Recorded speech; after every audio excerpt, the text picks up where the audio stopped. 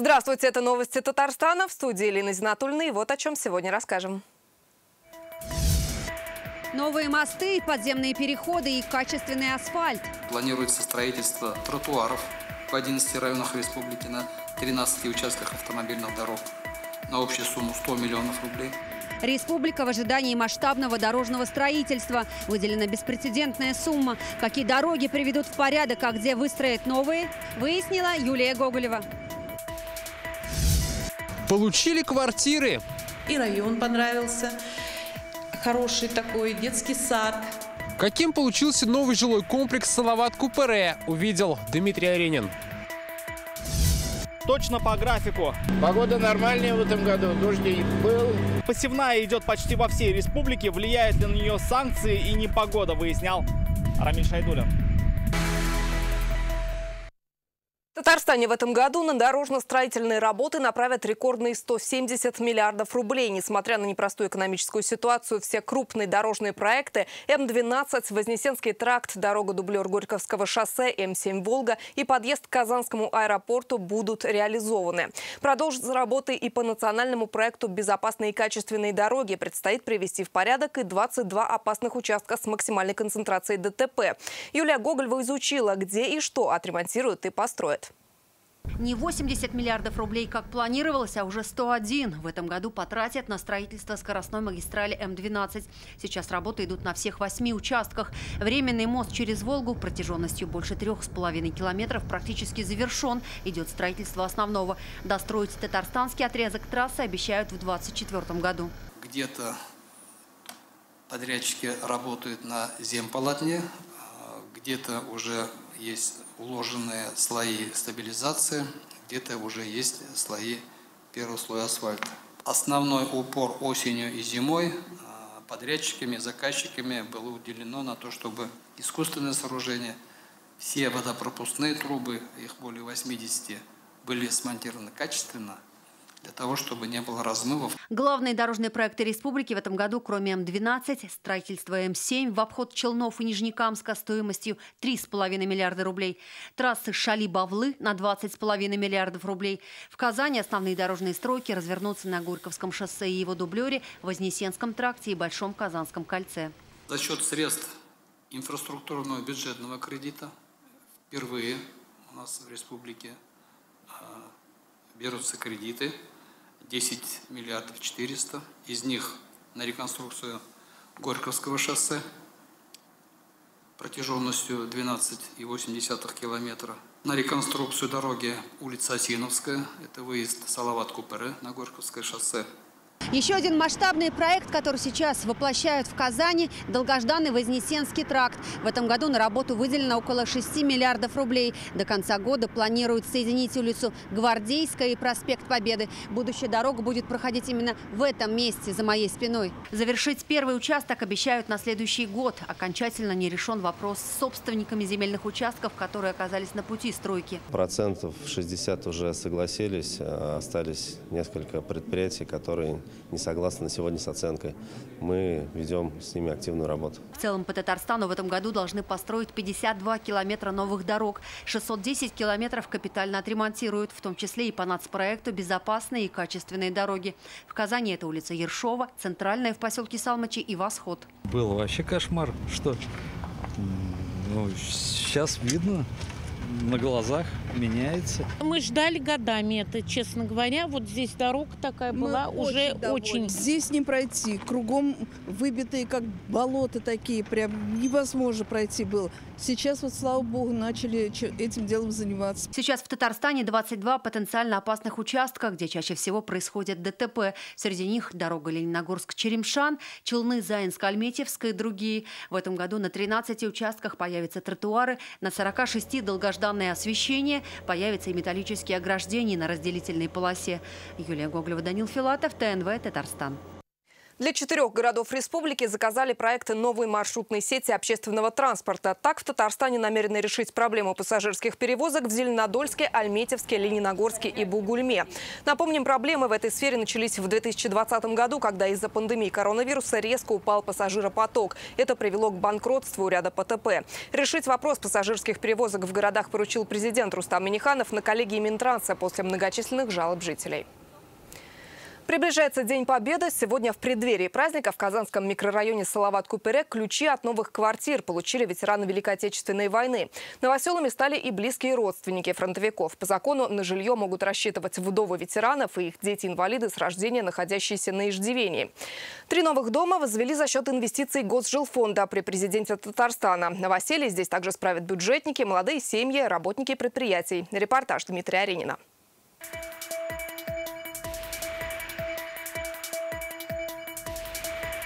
Поздравляем вас с наступающим Днем Великой Победы. Вручаем вам ключи от новой квартиры. Живите счастливо. Спасибо большое. Анфиса Ефимова – ветеран труда и вдова участника Великой Отечественной войны. Сейчас ей 95 лет. До пенсии она работала бухгалтером. Ее супруг Алексей Иванович в годы войны в составе сибирских дивизий защищал Москву. После победы еще 5 лет служил в советской армии. Семья военных жила в Казахстане, Подмосковье, на Дальнем Востоке. Несколько лет назад переехали в Татарстан, где в канун праздника получают квартиру. Хорошо в Казани. Хорошо, внимание хорошее, хорошо относятся, хорошо. Все, спасибо большое президенту Минниханову. Теперь Анфиса Павловна вместе с дочерью будет жить в Салават-Купере. Сегодня дочь Ольга осмотрела новую квартиру. Планирует сделать небольшой ремонт и переехать. Надо сделать будет пол по-своему деревянный там, вот, ну как положено и как для пожилого человека. Вот, и будем въезжать обязательно. Нам понравился и район понравился. Хороший такой детский сад. Это очень здорово, когда детский сад, смотреть на детей приятно. В этом же доме будут жить дети еще одного участника войны – Гарафуддина Салахова. Он скончался в 90-м году. Его дочь и сын-инвалид до этого жили в деревне в Каабецком районе. Рассказывают, их папа – настоящий герой. Был несколько раз ранен. Победу встретил в Берлине. И нога, и руки был ранен. И был награжден каждый год медалями. Ключи от квартир в Салават-Купере сегодня получили около 300 семей. В 3 новых домах новоселье отметили бюджетники, молодые семьи, дети-сироты и работники предприятий. Очень доволен. В короткие сроки получилось выиграть и также вот заселиться. Очень красивый квартал. Красивая зона внизу, красивая квартира, все удобства.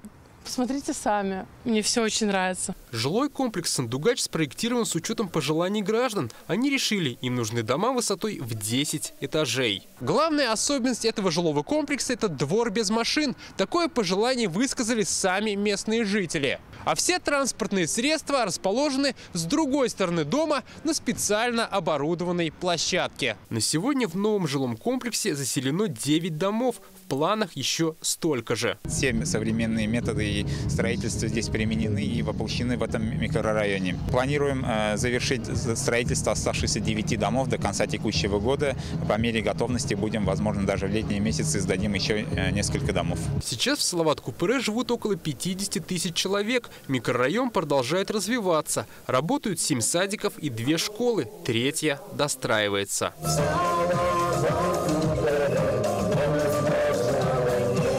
Дмитрий Аренин, Игорь Романов, ТНВ, Казань. В эти минуты на площади Тысячелетия Казани начинается репетиция торжественного парада Победы. Сегодня проход технический, без военной техники. Только войска Казанского гарнизона. А генеральный прогон всех участников парада запланирован на субботу, 7 мая.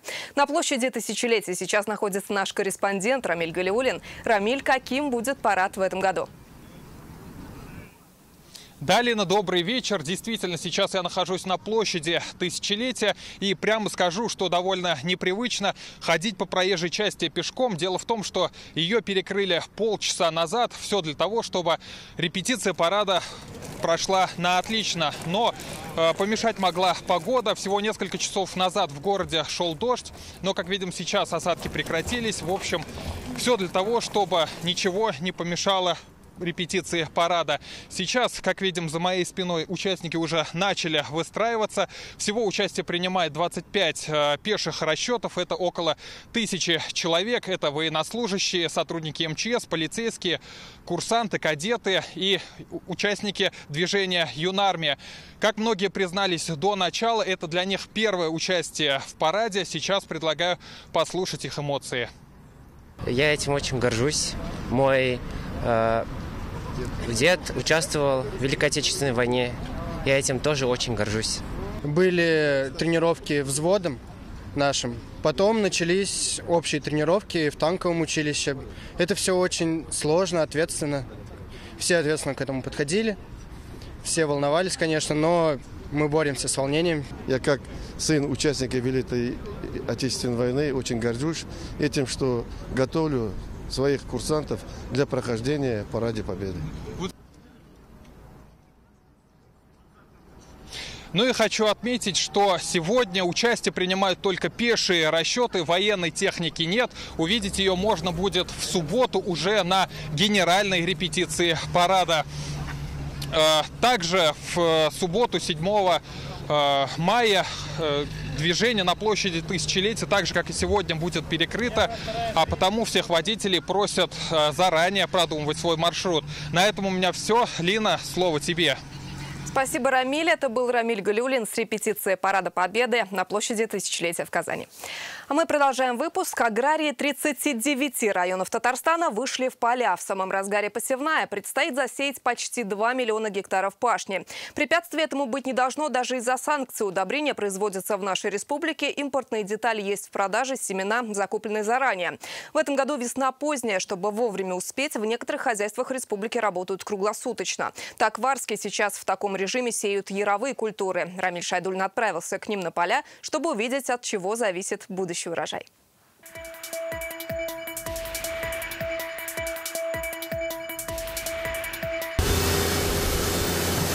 За день этот комплекс успевает засеять по 100 гектаров поля. За ночь еще 100. Так, нон-стоп уже 4-й день работают отец и сын Рахимовы. Старшему механизатору Данилу Рахимову к такой нагрузке не привыкать. 36 лет на тракторе. Погода нормальная в этом году. Дождь был, земля нормальная в этом году. Работе не мешает даже непрекращающийся сильный ветер, потому что важно не что над землей, а что под ней. Почва набрала достаточно влаги, поэтому сюда, как по маслу, легко входит термометр, а температура такая, что засеянные культуры пойдут в рост уже через неделю. Пока в работе 13 машин и 20 человек. В разгар посевной их станет в 3 раза больше. До конца мая агрофирме «Кырлай» предстоит засеять 10 тысяч гектаров. По посевным у нас все семена хватают. И гибриды, которые за границей должны были поступать, тоже мы до Нового года все ополосили, все получили.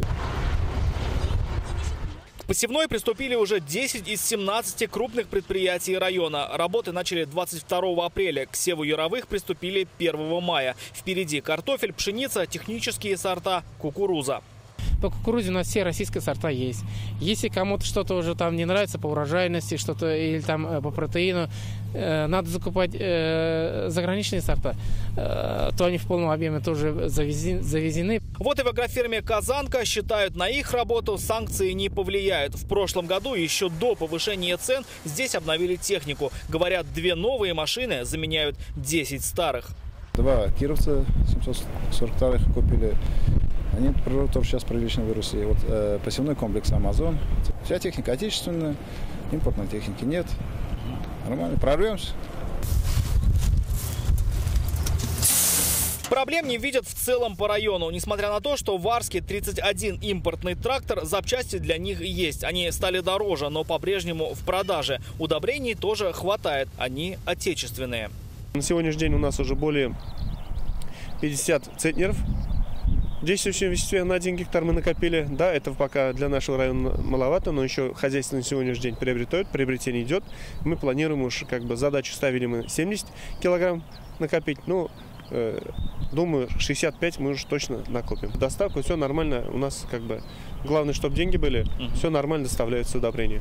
В полях сегодня техника в 39 районах Татарстана. Не могут приступить к посевной только на севере республики, где пока к севу не созрела земля. До конца мая в республике планируют засеять почти 2 миллиона гектаров. Перед аграриями стоит задача сделать это слаженно и организованно. Рамиль Шайдуллин, Ленар Хузяхметов, ТНВ, Арский район. Сахарное дело агросилы. Крупный производитель уклонялся от поставок сахара в торговые сети. Читайте в интернет-газете «Реальное время».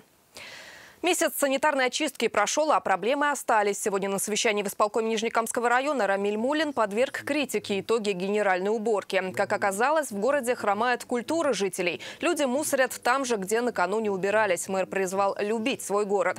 Больше всего нареканий к дачным товариществам, а также к гаражным кооперативам. Здесь практически никто не убирался. Ответственные председатели СНТ попросту проигнорировали двухмесячник. Я посмотрел, мы на Щебинске прошлись, 1000 гаражей, по 5000 платят за каждый гараж, это 5 миллионов рублей. За 5 миллионов рублей можно языком пройти там и вычистить, вылезет, а там свалка. Свалка натуральная. Если какой-то такой подход будет, вот иногда у нас пресса здесь, надо показывать героев в лицо. Все приехали, там помощники приехали, один на X6, другой на X5, да? Конечно, я могу себе позволить купить такие машины, если не вкладывать на эту территорию.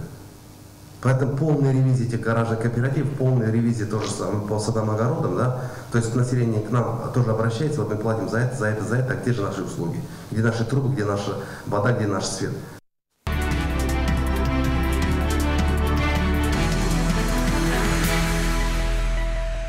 Надежность электроснабжения и итоги работы за 2021 год обсудили сегодня на заседании Совета директоров сетевой компании. Его провел премьер Алексей Песошин.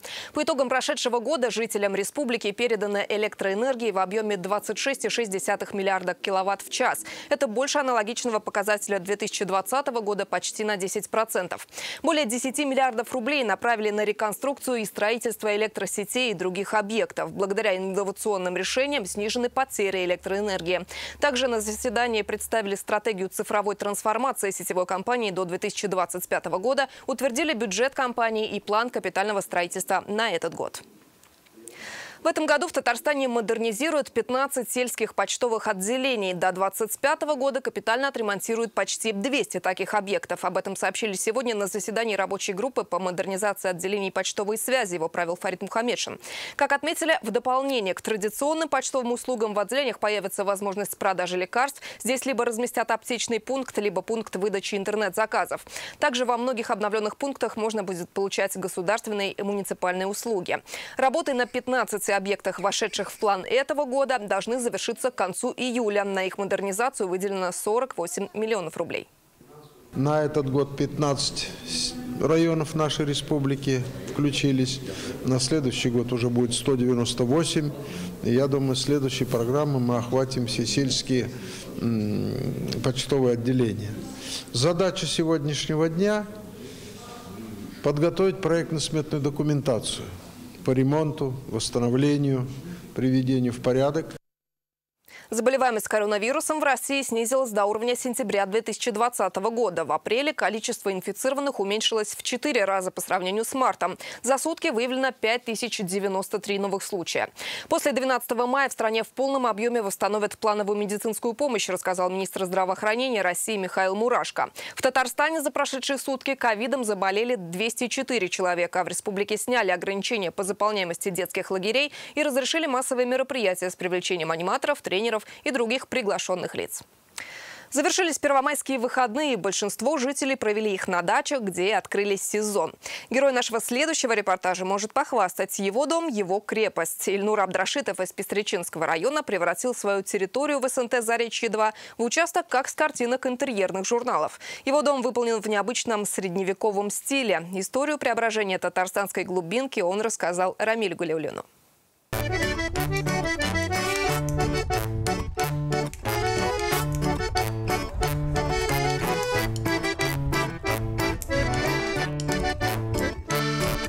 Настоящий замок посреди неприметных дачных участков приковывает внимание издалека. Высокий дом со светлыми стенами, темными деревянными балками и покатой крышей выполнен в средневековом стиле фахверк. Необычный дом – дело рук Ильнура Абдрашитова. Как приобрели участок в 9 соток земли, я сразу понял, что здесь нужно ставить что-то такое интересное, привлекательное для народа. Этот стиль зародился в 15 веке в Германии. Фахверк с немецкого «каркас». Он лежит в основе всей конструкции здания, включая внешний вид. Дома получались не только красивыми, но и очень прочными, что в реалиях средневековья сделало их популярными. Стилю присущи простота и минимализм. В Европе мы много ездим с женой.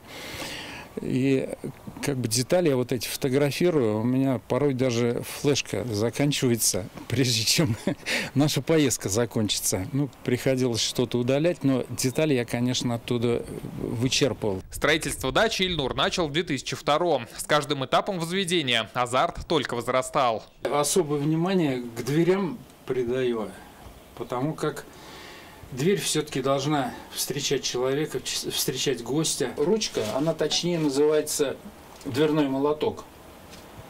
Вот. Ну, при том, что звонков раньше не было, приходилось так вот стукивать.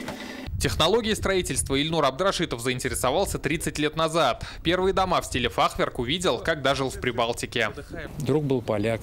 И вот он мне спросил: а ты знаешь, говорит, Ильнур, что такое фахверк? Я говорю, нет. Мне было тогда 22 года, что ли. Он говорит, пойдем, покажу. И вот он показал. Я после этого влюбился в этот фахверк. Строитель признается, необычное строение мало кого оставляет равнодушным. Те люди, которые на себя ощутили вот эту пандемию и вот эти все закрытия за границей, они говорят, Ильнур, если мы захотим посмотреть Германию, мы придем к тебе, посмотрим, у тебя здесь примерно то же самое. Это не последний проект Ильнура. Впереди строительство беседки. Рамиль Галиуллин, Вадим Илларионов, ТНВ, Пестричинский район. В следующие выходные в Казани пройдет большой марафон. 14 и 15 мая на дистанции выйдут 12 тысяч бегунов. Это и взрослые, и дети. Самый короткий маршрут 3 километра, самый длинный 42. Маршрут пройдет через Кремль, центр семьи Казан, мост Миллениум. На протяжении всей дистанции будут дежурить врачи скорой помощи и работать пункты питания. Марафон проходит уже 8-й раз. Заявки подали спортсмены из 89 регионов России и 17 стран. Регистрация продлится до 8 мая. Будет организованный забег на 42 километра для людей с ограниченными возможностями. В этом году он получил официальный статус чемпионата России.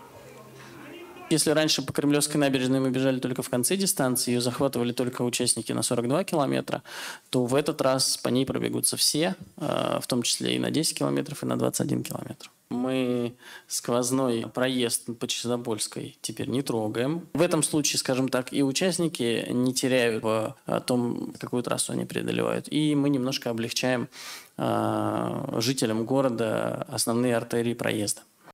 Завтра в Казани стартует главный турнир года – финал 6. За титул чемпиона России по волейболу поборются 6 команд. Их разбили на 2 группы. В первой «Динамо» Сосновый Бор, Локомотив Новосибирск, Зенит Санкт-Петербург. Во второй Белогорье Белгород, Динамо Москва, действующий чемпион, и Казанский Зенит. Победителя определят в течение 5 дней. Финал состоится 10 мая. Все игры пройдут в центре волейбола. Главный тренер нашей команды Алексей Вербов рассчитывает на моральную поддержку фанатов и семей спортсменов. То, что это семьи рядом с ребятами, я думаю, вот это больше важно, да, потому что близкие очень такие, особенно в тяжелые моменты, это такой не то что 7-й даже игрок, да, правая рука для игроков в первую очередь. Воды, огня и света. В эти выходные все это ждет казанского зрителя на манеже цирка. Программу представят артисты цирка гигантских фонтанов из Москвы. Гигантские фонтаны, море света, цирковые номера. На одной арене переплетутся 2 стихии – вода и огонь. Такого шоу еще не было, уверяют организаторы. 40 тонн спецоборудования в казанский цирк привезли на 8 большегрузах. Бордовый занавес весом в полтонны шили на Мосфильме. Пиротехника, подвеска, иллюзия. Клоуны веселые, животные. Каждое представление у нас импровизировано. У нас есть какой-то костячок, да, а именно по народу тут мы смотрим уже как он реагирует. Для зрителей фонтаны до 27 метров, языки пламени, выступления артистов на грани человеческих возможностей, южноафриканский дикобраз, попугаи Ара и Какаду, макаки и обезьяны. За шоу будет следить и талисман цирка «Сокол Гора». Под манежем спрятаны 70 тонн воды. Более 500 форсунок установлено в манеже Казанского цирка. Но все они настроены так, что будут бить только в манеж, но никак не на зрителя. Необычный цирк уже приехал и ждет публику. Алия Хайрудинова, Алмаз Зиединов, ТНВ, Казань. Это были новости Татарстана. Еще больше информации в нашей группе ВКонтакте и Телеграм-канале. Также наши выпуски доступны на платформе Рутюб. А в Казани открылся сезон уличных танцев. В завершении программы предлагаем посмотреть, как в парке «Крылья Советов» горожане кружились в вальсе.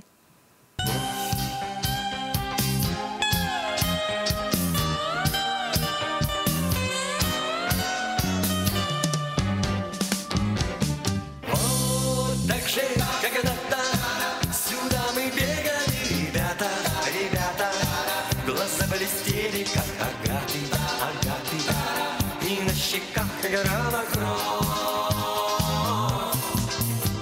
Как и модно, танцуют пары под аккорды, аккорды. И можно говорить свободно, свободно про жизнь и про любовь.